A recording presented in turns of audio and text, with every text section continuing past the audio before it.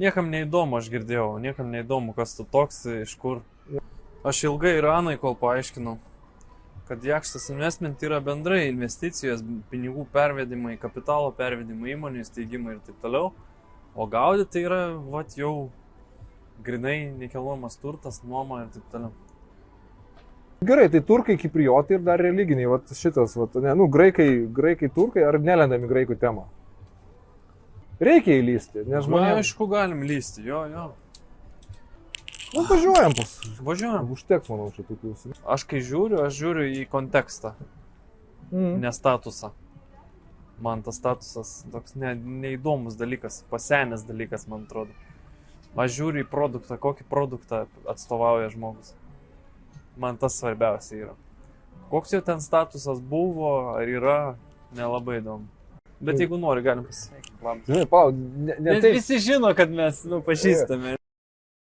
Reikia taip padaryti, kad ten, žinai, 1, 2, 3, čekšt ir tada...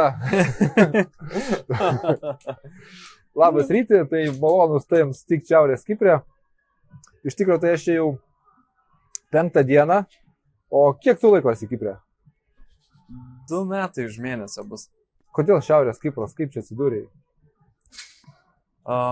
Visų pirma, tai buvo tikslas Kipras, kaip po Kipras. Pradėjau ieškoti alternatyvių šalių, kur čia gyventi, kur čia kažką tai naujo vystyti. Ir atvažiavau iš Pietų Kiprą šiaip, atsidūriau. Aš iš viso nesigilinau, kas tas Šiaurės Kipras, kas tas Pietų Kipras. Mano tikslas buvo atskristi į Kiprą, tai aš atskridau į Larnaką, į Pietų Kiprą. Ten pradėjau po truputėlį keliauti, žvalgytis ir panašiai. Ir tada... mane pakvietė vienas iš žmonių, kurie užsiėmė jau čia nekilnojamų turtų. Tai jie pakvietė mane čia į svečius tiesiog susipažinti su Šiaurės Kipru. Aš ilgai negalvojau, atsidūriau čia labai greitai ir praėjau tą, kaip sakant, atvirai praėjau tą pažintinį turą. Buvo dar tikrai labai populiaru prieš 2 metus tas pažintinis turas, atvažiuok čia nemokamai 3 paras arba 6 paras apsigyvenk ir susipažink su nekilnojamu turtu. Tai mano mintis buvo, man pardavė kaip idėja, kad galima čia su išsimokėjimu be banko įsigyti nekilnojamą turtą. Tai man iš karto idėja, tiesiog kešo atsivežiau ir moku įmokas, be jokio banko nereikia jokios paskolos. Tai tas mane sudomino, bet po kiek laiko aš supratau vis dėlto, kad tos sąlygos yra šiek tiek kitokios. Nėra taip, kad aš atsinešiau 20% ir po to moku 30 metų. Čia yra maksimalus terminas 10 metų galimybė išsimokėti. Iki 10 metų. Ja. Tokio dalyko čia nėra kaip pas mus hipoteka 30 metų. O ką tu toliau, Aš atsakiau? Taip. O ką toliau, kokie tavo planai į ateitį šioj saloje? Planai ateičiai? Tai aš kaip visiems sakau, minimum dar 10 metų tikrai čia būsiu. Nes planai, nemaži, sakykime. Planas yra pasiimti nemažą antrų rankų rinką čia. Dabar naujos statybos yra, tai aš noriu didelę bazę turėti antrinės rinkos, pasiūlyti žmonėm, investuotojams, kurie norės tiesiog labai greitai ir gatavo būsto. Ir plus trumpalaikės nuomos aptarnavimo kompaniją išvystyti, sakykime. Tai dabar faktas yra pagrindinis fokusas tai yra į naują statybą, nes čia yra pagrindas, šalis dabar gavo, sakykime, tokia kaip ir antrą fazę didelio investavimo ir po šito eis, kaip aš matau, vis tiek eis antros rankos, kas norės savo investavimui ir nuomai, trumpalaikiai nuomai, atostogoms.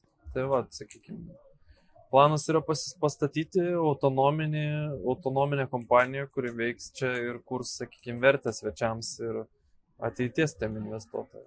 O kai kompanija paskaitai, kas tas Gaudi Estate ir kas tas Jakštas Investment? Jakštas Investment. Tai grubiai kaip aš pasakoju visiems, žiūrėkit, Gaudi Estates yra labai paprasta. Tai yra nekilnojamo turto agentūra.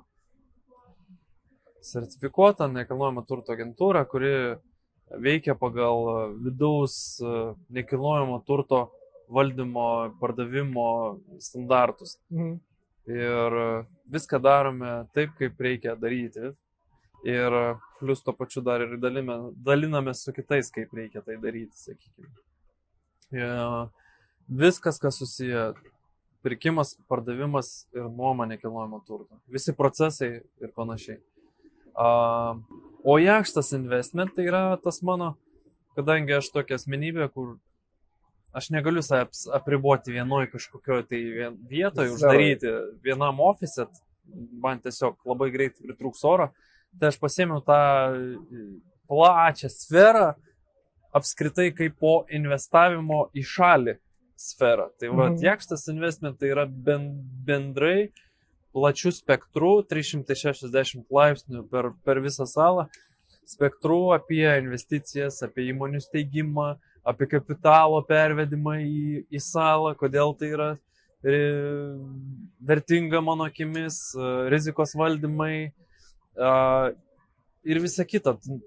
Tarkim, šiai dienai Evaldai turi kapitalą 200 000, žinau, kokią tavo idėją atiduoti ir jau supakuoti.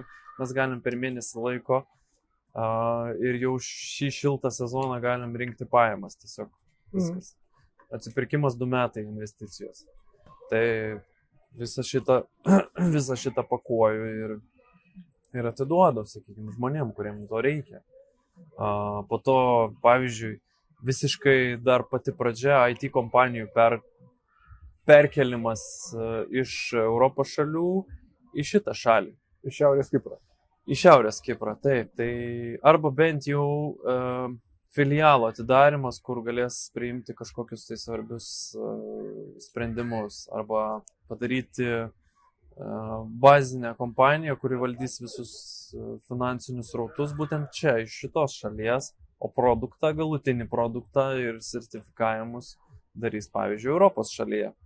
Tai vat gaunasi, kaip ir iškeliam kapitalą tam, kad čia yra pigesni kaštai plus mokesčiai. Mokestinė sistema yra patrauklesnė. Va. Tai vat Jakštas Investments, ne, ir Gaudi Estates klientas, tai nebūtinai fiziniai asmenys, gali ir įmonės būti investuotojai. Vienareikšmiškai tie Gaudi Estates jūs Evaldai galite įmonės kaip vadovas, savininkas galite įsigyti turtą, galite įsigyti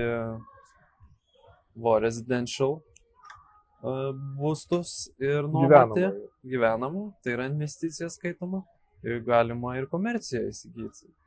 Su komercija dar ta rinka yra tokia nedidelė, bet jau yra statytojai, kurie ruošiasi, plius minus dalinasi su manimi tais planais, kur jau bus komercija ir kokios paskirties plius minus. Tai tai kol kas dar vienintelio, ko dar neturim, tai neturim didelių biznio ir verslo centrų.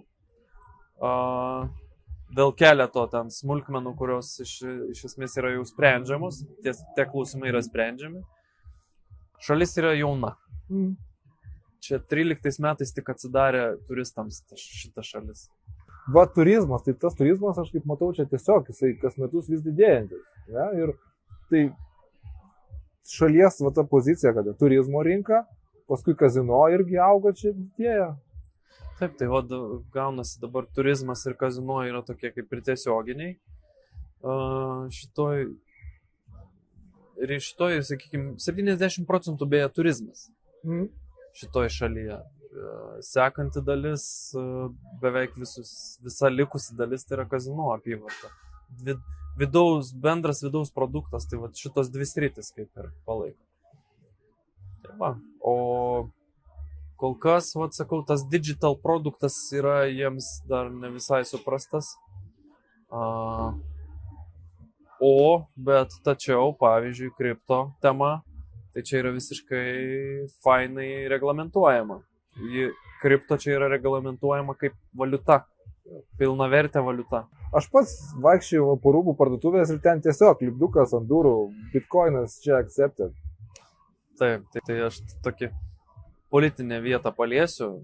aš apie tai kalbu ir visiems paliečiu ir galbūt šiek tiek politinė tai tema yra, kaip aš sakau. Niekam netrukdo kripto pasaulis Dubajuje, pavyzdžiui, Emiratuose. Visi ten džiaugiasi ir kad tu ten ploja, faina. Bet kaip pavyzdys čia, Europos Sąjungai trukdo būtent Šiaurės Kipre kripto, vien dėl to, kad iš esmės europinės reguliacijos labai stipriai atsiskiria nuo šios reguliacijos, kaip pavyzdys. Kuri čia Šiaurės Kiprė. Kuris čia Šiaurės Kiprė. Čia galima investuoti, galima reinvestuoti, būtent visiškai identiškai taip pat ir netgi pigiau su mažesniais mokesčiais galima visas operacijas kripto daryti čia Šiaurės Kiprė. O vat, kai atvažiuoja žmonės, klientai, ne, ko jie dažniausiai klausia, kas jau yra ryšim su nekilnojimu turtu ir su investicijom, kai į salą atvyksta? Ko dažniausiai klausia? Vienas pagrindinių klausimų, tai ar čia dar brangs? Tai kur čia jau be brangti? Vienas yra. Nu tai aš iš karto aiškinu, žiūrėkit. Sala yra tik 3000 kvadratinių kilometrų. Jeigu imsim pirmą liniją saloje, nu tai kiek tų kvadratinių kilometrų? Nu gal 5 kvadratiniai kilometrai yra likę iš viso, ta prasme, pirmos linijos. Imkim pavyzdį kitas salas, kurios irgi įėjo į tą rinką, sakykime, kaip po turizmo rinką ir kaip žiūrim statistiką, kaip kilo kainos. Ir viskas aišku yra tiesiog patrauklus klimatas, 8 mėnesiai aktyvaus sezono, po to likę 4 mėnesiai neaktyvaus sezono, bet jis vis tiek nuomojasi, turtas ir panašiai. Čia tada, kai lietuviai žiemą važiuoja čia visi. Jo, lietuviai čia važiuoja. Kai ramu ir panašiai. Mes lietuviai gal visi truputėlį tokie, jau į šiauriečius esam, ne? Mums nereikia didelio kontakto su žmonėmis. Ir oro užtenka ten 14, kad jau būtų pavasario oras, jau galėtų atostogauti. Yeah. Taip, pirmas klausimas, tai va, ar dar kainos kils? Tai, tiesiog žiūrėkim į žmonių poreikius besikeičiančius. Žmonių poreikis yra dar vienas stipriai besikeičiantis, tai yra kažkaip apsaugoti savo finansinius srautus, kapitalą. Kapitalas ne visur jau yra saugus ir kapitalą ne visur yra galimybė jau valdyti savarankiškai. Mūsų kapitalą valdo bankai. Čia dar yra vieta, kur kapitalą galima dar pačiam valdyti. Pavyzdys, nueiti į banką ir išsitraukti 80 000 svarų, man reikia tik tai padaryti vieną skambutį ir pranešti, kad aš rytoj ateisiu tokiu ir tokiu laiku, viskas. Aš ateinu ir pasiemu tos 10 000 svarų. Pabandykite tą patį padaryti Europoje. Ir tai pinigai ant rankų be klausimų. Be klausimų visiškai. Aš ateinu į kelis bankus jau ir manęs paso nebeprašo. Tiesiog identifikuoja menedžeris ir viskas kaip klientą. Žmogiškas faktorius jis labai stipriai dar čia yra veikiantis ir jis veikia ir jis yra saugiklis. Būtent. Tai va. Ką dar klausia? Dar klausia, tai ar apie poreikius išsiplėsti man? Klausia, tai koks tas nekilnojamas turtas turbūt, ne? Koks čia parduodamas? Pirminiai toj rinkoje? Pirminė rinka tai pagrindė yra apart hotel tipo butai, apartamentai, kur galima tiek atvažiuoti čia ilsėtis, beveik taip pat kaip viešbutyje, tik su daugiau patogumų.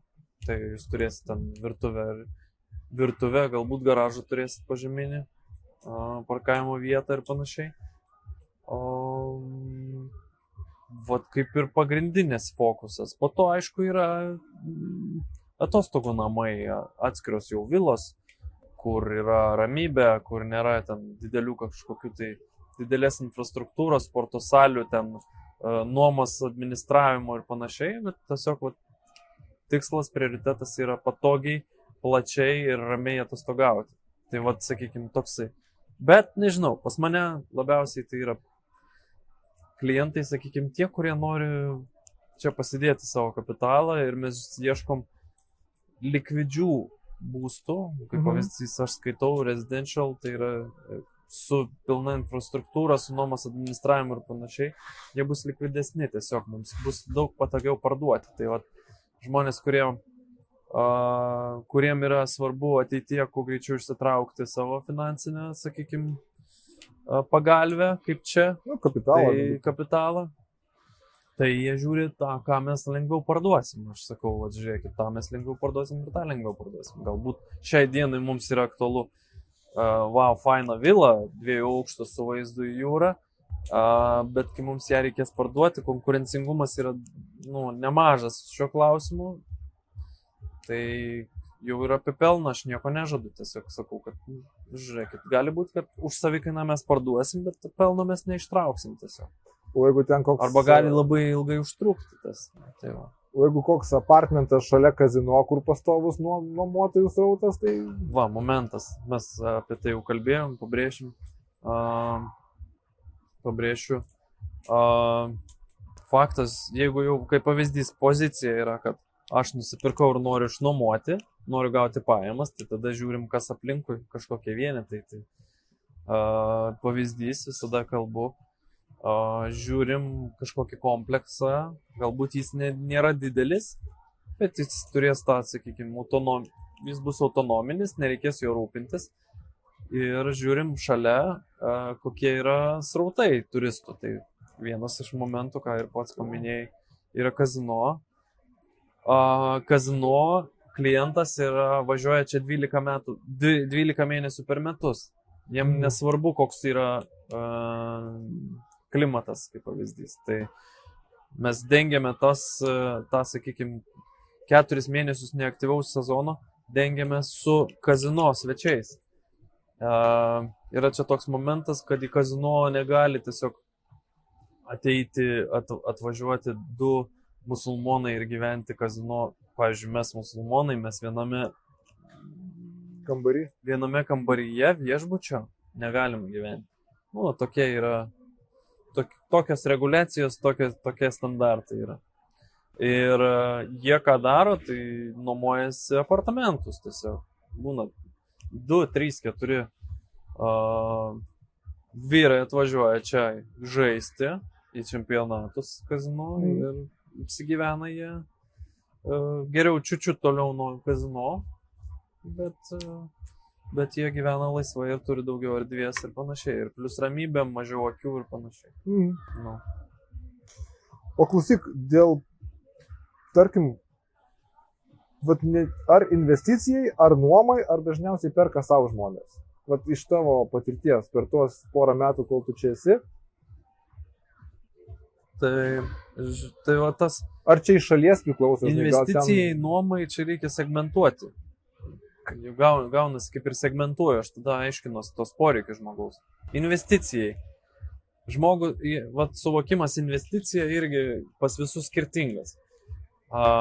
Yra investoriai, kurie valdo, sakykime, didesnius kapitalus. Tai investicija, jeigu po tokia kaip grynai investicija su tikslu išsitraukti greitai pelną, greičiau pelną, tai tada faktas mes žiūrim ankstyvą stadiją statybų iš statytojo, kol dar net neatsidarė pardavimai, mes iš karto rezervuojam keletą būstų, susiderinam, gaunam geriausią kainą, gaunasi kai pasistato arba statybų metu mes jau siūlom žmonėm, kuriem reikia jau įrengto būsto arba jau greitai bus įrengtas. Ir tada išsitraukia investorius, sakykime, tą pelną. Greitai. Ne? Tai čia yra vienas investuotojas, investicija. O antra investicija, daugias iš lietuvių, kaip mato, tai lietuviai mato investiciją, tai ilgalaikė investicija. 5-10 metų, kaip aš sakau. O čia yra toksai variantas. Žmonėm maža rizika, žiūrim kažką tai konkurencingo, fainą kompleksą, kuris matom, kad bus potencialus, bus lengva jį išnuomoti, bus lengva jį administruoti Ir tada renkamės tokį variantą investiciją, tai čia ilgalaikė investicija, kaip sakant, turėti ateičiai pasėjęs pajamas arba senatvėje turėti pensiją tiesiog. Tai va čia yra kita investicija. Vėlgi dar vieną tokį momentą, ką mes fiksuojam, labai svarbus momentas, ką reikia fiksuoti, yra galimybė parduoti. Ar mes turėsim galimybę ekstra atveju parduoti tą būstą? Ar mums statytojas nepribos mūsų laisvės parduoti būstą? Koks konkurencingumas, kad pats statytojas nekonkuruotų su mūsų investuotojų ateityje, kaip pavyzdys yra didelis vienas kompleksas, žinai, kuris, garsiai nesakysiu, kuris pats konkuruoja su savo šiandieniniu investuotoju, kuris investavo šiandieną. Jis buvo, aišku, šiek tiek dezinformuotas, jis nebuvo informuotas gerai ir su kainos atžvilgiu, išsimokėjimų planu, jis tiesiog nukonkuruoja tą vieną investuotoją, kuris investavo ir galvoja, jeigu ką parduosiu, ir parduoda į minusą. Jeigu labai greitai reikia išeiti arba būna keičiasi poreikiai tiesiog, tai čia jau kalba eina apie rizikos valdymą. Kaip mes tą riziką suvaldysim? Jeigu žmogus sako griežtai, sako, ne, tuos pinigus, tą investiciją aš galiu 10 metų čia pasidėti, tai tada mums neįdomu yra. Ar mes parduosim, ar mums pavyks parduoti. Mes tada žiūrim ilgalaikėje perspektyvoje atsipirkimą. Tai atsipirks mums po 6, pavyzdžiui, čia geriausias variantas 6 metai, ar atsipirks po 8 metų. Yra poreikių tokių žmonėm, mato pensija man už 10 metų bus, pavyzdžiui, žmogus sako, mano pensija bus po 10 metų, aš nebeturėsiu darbo. Ar aš turėsiu galimybę turėti pajamas po 10 metų ir ar mano būstas bus jau atsipirkęs, mano investicija bus atsipirkęs. Tai taip skaičiuojam. O kaip pasirenkat vystytojus? Nes vystytojų, statytojų, tai čia turbūt begalė, ne? Dar tas ir... Tai iš esmės laikas atrinko. Laikas ir santykiai su statytojais atrinko, nes dabar jau gaunasi tas toksai kaip ir jau komfortiškesnis metas. Anksčiau mes ką darydavom? Mes anksčiau bandydavom traukti informaciją iš buvusių klientų, mūsų konkurentų, arba pats klientai ateidavo pas mus, nes reikėdavo spręsti kažkokį klausimą. Yra konkurentai, kurie jau išėjo iš rinkos. Ir mes su jais bendraudavom, jie dalindavosi savo patirtimi, kaip jie ką ten suinvestavo, kaip jiem pavyko parduoti, nepavyko. Tai mes rinkom, darėm savo statistiką, sakykime. O dabar jau yra tas toks jau ratas praėjo klientų, kur mes jau pardavinėjom savo pirmųjų investuotojų būstus ir mes jau žinom patirtį, mes jau žinom, kur ten bandys mus pristabdyti ir panašiai. Aišku, dabar jau ir statusas truputėlį kitoks, jau mes einam, jau aš einu, sakykime, asmeniškai pas statytojus, savininkus statybų kompanijų ir daruosi jau tiesiogiai, nebūtinai kas parašyta yra sutartyje, jeigu aš matau, kad mano klientų yra kažkas labai nepatogų arba sąlygos, kurias jis pasirašė, ne visiškai patogios arba, vėlgi konkurencija kažkokia didelė. Tada mes bandom ieškoti sprendimų, kaip minimum, sakykime, tos bent minimalų pelną pasiimti. Arba kaip legalizuoti tą pilnai įteisinti žmogui. Nes yra čia toks momentas, kol statosi pats kompleksas, statusas yra investuotojo vienas. Tai yra investorius, jis nėra nekilnojamo turto savininkas. Tai yra momentų, kur reikia registruoti tą kontraktą tam, kad tu taptum tos kaip ir jau nekilnojamo turto savininkas ir turėtum dokumentą nekilnojamo turto. Kaip čia pasakyti? Žemė kadastrą. Kadastrą registruota. Statusas keičiasi. Iš pradžių tu esi tas toks kaip ir investuoji į statytoją. Santykis vienas yra. O to nekilnojamo turto vieneto dar kaip ir nėra. Tu esi investuotojas. Taip, fiksuojat jūs su statytoju tą būtent ką jūs turėsit, kurioje vietoje ir panašiai. bet jūs esat kaip investuotojas, tai tas investuotojas ir viskas. Su galimybė būti ten. Tai va. Gerai, Ryti. Paliesiu kitą temą. Yra daug dezinformacijos apie Šiaurės Kiprą. Jeigu pradėti juo domėtis, tai iš pradžių tikrai užpuolė tokia informacija neteigiama, bet ir tokia, kuri privertė knistis giliau. Ne? Ir kai giliau lendi, tai daugiau ir sužinai. Ten ir istorijos, ir visko. Tai va, graikiška pusė salos, turkiška pusė salos, kur mes esam. Ir kaip šičia santykiai, kaip čia tas visas, nes kaip jos sutarė tos pusės? Tai yra, žiūrėkite, ponas Evaldai. Yra dvi, kaip sakyti, dvi pusės tos visos situacijos ir tiesos. Viena pusė tai yra televizija, radijas ir laikraščiai ir užsienio reikalų ministerijos, ten kaip pavyzdys sužymėta informacija. Ir yra realybė, kuri yra visai kitokia. Taip. Santykis tarp turkų kipriotų, turkų kipriečių ir graikų kipriečių. Taip, yra įtampa truputėlį dėl tos, sakykime, kaip ir propagandos momento. Nes propaganda, kaip būtų veikia, ją yra investuojama visada, ne? O yra būtent tas momentas, kur tiesiog žmonės bendrauja, daro netgi šeimas, graikai su turkais bendras, keliauja laisvai, kviečia vieni kitus į svečius čia. Aš asmeniškai esu sutikęs daug čia graikų, aš asmeniškai esu sutikęs turkų Graikijos pusėje. Taip pat aš asmeniškai vis dar bendrauju su graiku, kuris nemėgsta turkiškosios pusės. Bet jis yra žmogus, kuris sėdi ir kiekvieną vakarą žiūri naujienas televizijos naujienas. Tai aš jį priimu visai kitaip, ta prasme, priimu kaip žmogų, kuris renkasi kitą pusę, renkasi rinkti informaciją šitokiu būdu, o nesėsti į savo Mercedesą ir atvažiuoti čia ir pabendrauti. Ir aš jau kviečiau jį ne vieną kartą čia, sakau, žinok, čia kitaip viskas yra, nei jūs man pasakojot anksčiau. Čia kaip ir apie kitą šalį, irgi daug yra tokių, kur gyvena Lietuvoje ir mato informaciją iš mažo ekranėlio. Tai visur ta korekcija yra daroma pagal kažkurios pusės tą sakyti. O, čia kaip ir, kodėl aš pasirinkau turkišką pusę? Todėl, kad aš čia jau pajutau tą tokią laisvę, jo. Čia tokia žmogiškasis faktorius, veikia jis. Europinėje pusėje yra suvaržymai, yra korekcijos didelės, yra reguliacijos keičiamos intensyviai, įstatyminės bazės keičiamos yra ne į lengvesnę pusę, o į prastesnę pusę.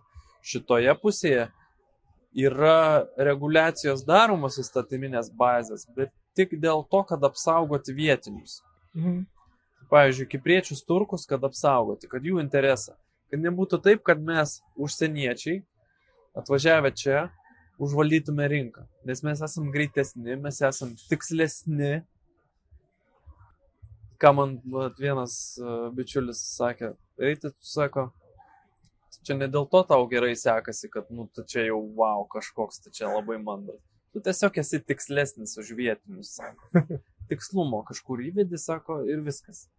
Ir daug greičiau kažkokie procesai vyksta. Galbūt ir yra tiesa, iš esmės yra tiesa, lengviau čia prasibelsti rinkoje. Dėl mūsų tikslumo ir darbštumo. Jo, lietuviai turi tą. Turim tikslą ir varom jo link ir viskas. Pavyzdžiui, šiandien ši savaitė visa yra atostogos kaip ir visoje saloje. Visi atostogauja, yra vietų, kurios nedirba. Aš dirbu. Nes yra tikslas kažkada nedirbti, galbūt pastatyti tą kažką. O kaip religinė pusė? Nes čia yra kaip ir musulmonų, yra ir krikščionių. Tai religinė pusė labai čia lengva, neįpareigojanti. Galima imti kaip pavyzdį, tiesiog artimiausią pavyzdį Turkija, už 70 km per jūrą. Ten yra griežčiau. ten moteris nešioja tos, kaip jie vadinasi, pamiršau, galvos uždangalus ir panašiai. Čia turkės kipriotės vaikšto palaidais plaukais, krūtinės out ir panašiai. Pastebėjai, kad čia tokių stiprių kažkokių tai nėra suvaržymų. Čia žmonės eina meldžiasi ir aš pats einu į mečetę, kai pavyksta vieną kartą per savaitę, būna praleidžiu. Mane visiškai šiltai priima visi musulmonai. Aš meldžiuosi ten savo, tiesiog. Aš neseku jų maldos, aš tiesiog laikausi savo maldos. Ir niekam neįdomu, niekas nėra nei pusę žodžio pasakęs. Ir jie, matau puikiai, kaip jie atiduoda pagarbą vien dėl to, kad aš atėjau pas juos į mečetę. Ir per trečiosius asmenis aš girdžiu atgalinį ryšį, kad wow, rytis pas mus mečetėj buvo. Įdomiai taip, tas momentas, kad, kaip musulmonų pati religija yra labai stipriai užspausta ir vėlgi propagandos įvaizdis sugadintas, sakykime. Vėlgi, visiškai ne taip. Mečetės, atėjus į mečetę galima tiesiog suprasti ir pajausti, pamatyti iš visų aplinkinių žvilgsnių, kad yra visiškai ne taip. Taip, kultūriniai, sakykime, verslą daryti su musulmonais yra sudėtingiau, todėl kad yra emocinis reikalas pas juos, sakykime. Mes, europiečiai, vakariečiai, mes verslą darom be emocijos. Mums emocija yra paskutiniai vietoj. Jeigu skaičiai sueina, Excelis negalvoja. Pas juos yra žmogiškasis faktorius ir emocija yra labai svarbu. Momentas, pavyzdžiui, atėjus į verslo susitikimą, aš kaip partneris arba būsimas partneris, aš būtinai turiu pakalbėti ne apie verslą kurį laiką, išgerti arbatos, vandens, užkandį kokį paragauti ir panašiai. Tada mes galime eiti į pokalbį, į derybas, pavyzdžiui. Jeigu aš ateinu ir iš karto einu prie reikalo, jie gali priimti jau nekaip. Kad nemandagu, ne? Tai sakykime, smulkesnis verslas gali asmeniškai priimti. Didesni verslai, statytojai, pavyzdžiui, čia bankai, viskas yra gerai, jie jau daug metų, jie žino kaip, jie pakeliavę, jie pamatė tą vakarietišką verslą, jie puikiai supranta, kad mano laikas yra labai brangus, aš atėjau čia 15 minučių ir būsiu labai laimingas, jeigu išeisiu už 10 minučių. Tai jie jau tą kaip ir supranta. O kaip čia švietimo sistema, ne? Jeigu, tarkim, žmogus atvažiuoja, nusiperka nekilnojamą turtą ir su šeima, ne? Tai universitetai, dar kažkas? Tai universitetai ir koledžai, mokyklos, darželiai yra anglų kalba. Galima rinktis, yra mokami, yra valstybiniai, sakykime, galbūt ten su ta anglų kalba bus sudėtingiau, bet šiaip jeigu žmonės, kurie uždirba bent jau vidutinės pajamas, tai jau galės čia savo leisti tiesiog privačias mokyklas, privačius koledžus ar universitetus. Universitetai beje, čia irgi yra, tiksliai dabar neatsimenu kiek skaičius, bet yra labai didelis skaičius universitetų. Amerikietiškų yra amerikietiškas, yra angliškas universitetas ir 70 skirtingų šalių studentai mokosi būtent čia. Vėlgi, nepripažinta valstybė, bet visi, pavyzdžiui, diplomai yra pripažįstami visame pasaulyje. Tai toksai. Nes čia istoriškai tie universitetai atėjo tada, kai buvo anglų kolonija visa sala. Taip. Tiesiog ta kultūra jau jinai išlikusi, rengimas labai aktyvus ir tų pačių dėstytojų standartų, sakykime. Yra momentų, kur jie gali pasitempti čia, bet planuose pas juos yra, pavyzdžiui. Kokį dar įspūdą, apart priešingą eismo kelio pusę, anglai čia yra palikę įstatyminę bazę, dar kažkas? Taip, įstatymai, teisė čia yra ant angliškos bazės pastatyta. Tai, sakykime, labai daug panašumų galima rasti Anglijos teisėje ir čia. Ir pats Šiaurės Kipras turi savo konstituciją, prezidentą renka. Taip. Konstitucija, įdomus, čia toks momentas buvo, aš kai rinkausi advokatus, mano tikslas buvo išsirinkti 3 advokatus, kad būtų visi skirtingai kažkur stiprėsi. Criminal, civil ir business. Kad būtų šiuose 3 sferose, kad būtų stiprus tiesiog. Tai aš visų jų klausiu apie konstituciją, man labai buvo svarbi konstitucija, aš norėjau su jie susipažinti. Tai iš esmės tik tai advokatas, kuris atstovauja verslą, tik tai jis suprato mano užklausą. Konstitucija, kam konstitucija? Yra svarbus momentas ir jie yra, ir konstitucinis teismas taip pat veikia.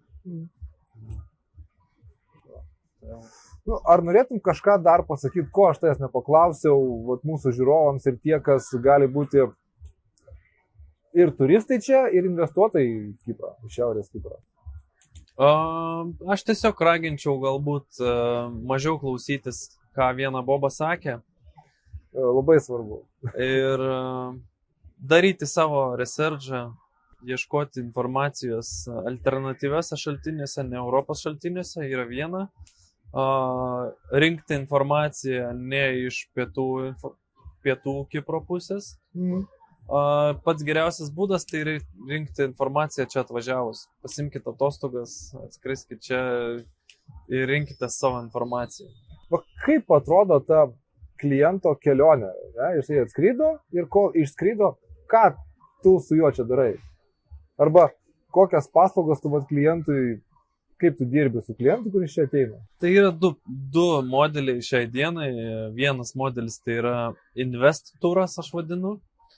Tai žmogus atvažiuoja ir jis aiškiai žino, kad iš esmės jis susirinks visą informaciją apie investavimo galimybės, apie verslo visus reguliacijas ir panašiai. Tiesiog susirinks, pasidarys savo researchą. Tai yra viena, o antra jau yra žmogus, kuris jau yra plius minus pasiruošęs čia įsigyti kažką tai. Atsivežti bent jau kaip minimum kapitalą čia. Arba jau žino, kur netgi nori plius minus būstą įsigyti. Tai važiuoja čia, padarom greitą turą po tokius objektus, ko jam reikia, kaip pavyzdys. Nuvažiuojam į bankus, susipažįstam su bankais. Kaip pavyzdys, jeigu tiko būstas vienetas, išsirinkom, kad šitas geras variantas, matom, kad visus mūsų poreikius uždengiam, palieka klientas rezervacijos mokestį čia, pasirašom įgaliojimą pasirašyti pagrindinį kontraktą čia, kad būtų originalas, tam, kad greičiau viskas įvyktų. Ir po depozito žmogus išvažiuoja, grįžta į savo šalį, susitvarko savo, sakykime, finansinius srautus, pasidaro įmokas, sumoka, kaip pavyzdys, jeigu mes čia kalbam apie nekilnojamą turtą, sumoka pradinį įnašą, pasirašom mokėjimų planą, susitvirtinam ir viskas. Ir tai pagal poreikius yra galimybės vežti grinaisiais pinigais ir mokėti, arba yra galimybės mokėti įmokomis tiesiog į banko sąskaitą. Ir viskas. Pateikėme bankui patį kontraktą, kur mes vedame pinigus. Prieš kiekvieną pavedimą galim ruoštis invoice. Pateikėm bankui, kad nebūtų kažkokių tai klausimų papildomų nereikalingų. Kodėl tie pinigai iš ES išeina ir kur išeina? Taip. Va. Tai vienareikšmiškai noriu dar nuo savęs gal pridėti, kad neprimkit asmeniškai, nesinervuokit žmonės, kai jūs nueisit į banką ir negalėsit pasiimti savo pinigų. Gali būti, kad tas metas dabar yra, žmonės dar komforte galvoja, kad viskas yra gerai. turėkit omeny, nėra viskas gerai su bankais, su bankų sistema ir Europos sienos užsidarinėja. Jos užsidarinėja, sakykime, ne fiziškai, jas užsidarinėja finansiškai. Finansinė infrastruktūra bendra kaip po Europos ir pasaulio jinai užsidarinėja, sienos užsidarinėja tam, kad dėl iš esmės geopolitinių klausimų. Bet yra visos galimybės iš principo investuoti Šiaurės Kiprą. Vienareikšmiškai taip, mes turim savo infrastruktūrą pasistatę, kuri veikia, kuri yra saugi, kuri yra apdrausta visais įmanomais būdais, sakykime, ir visi procesai praeiti ir žinomi, kokius žingsnius turim daryti. Dar gal aktualus klausimas, jeigu kažkas daugiau domėsis apie Šiaurės Kiprą, tai tie gandais apipinta tema žemės titulai, ne? Tai tas irgi čia jau pakankamai yra susireguliavę, nusistovėję ir... Aš paprastai sakau, mes su probleminiais žemės dokumentais mes nedirbam. Aš net nežiūriu į tą pusę, pavyzdžiui. Atskira tema yra, jeigu mūsų tikslas yra žemės plot sklypą nusipirkti ir ten kažkokia probleminė vieta yra. Tai vertinam individualiai tą žemės plotą, ar jį yra galimybė sutvarkyti ar ne. Tai, sakykime, mūsų teisininkas, jis šitą atlieka iš savo pusės, padaro ir pasako mums tiesiog teisybę, kokia yra teisybė. Ar bus galimybė sutvarkyti statusą žemės, ar nebus galimybė ir viskas. Tai va. Šiaip iš esmės adekvatų statytojai, jie ant probleminių žemės sklypų nestato ir statybų nepradeda. Kaip minimum, ką jie gali pasidaryti, tai preliminarų pasiruošia dizainą, ką jie galbūt statytų.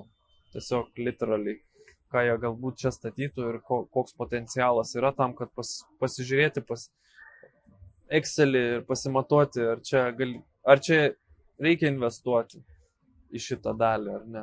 Į šitą sklypą, sakykime, ar ne. Va. Ir ką tu nori palinkėti tiem, kurie žiūrėjo šitą video? Alternatyvai mąstyti tiesiog, galbūt iš tos pusės. Aš pasidalinsiu, galbūt greitai į pabaigą dar. Mano tikslai, su kuriuo vedamas aš čia atvažiavau į Kiprą, apskritai į Kiprą.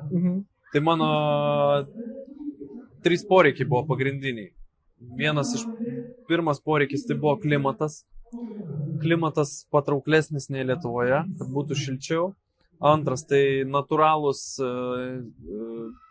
nemodifikuoti vaisiai ir daržovės visus metus, apskritus. Ir trečias tai patraukli verslo vystymui aplinka ir visa mokestinė aplinka tiesiog. Viskas. Žinojau, kad dirbsiu su visų pasauliu, buvo susirasti poreikis tiesiog lokaciją patogią savo ir širdžiai.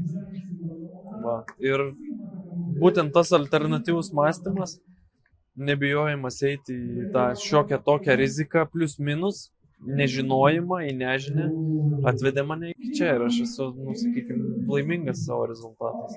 Tai nesvarbu, ar žmonės iš Europos, ar iš Amerikos, ar iš Indonezijos, ar iš Australijos, ar iš kitų rytų šalių gali į tave kreiptis ir... Vienareikšmiškai, taip. Labai paprasta teisinė bazė yra padaryta. Pagrindinis dokumentas, ko čia reikia atvykus, čia yra pasas. Viskas, ko kiekvienam iš žmonių, investuotojų ar verslininkų reikia. Pasas, viskas. Ačiū už pokalbį. Ačiū.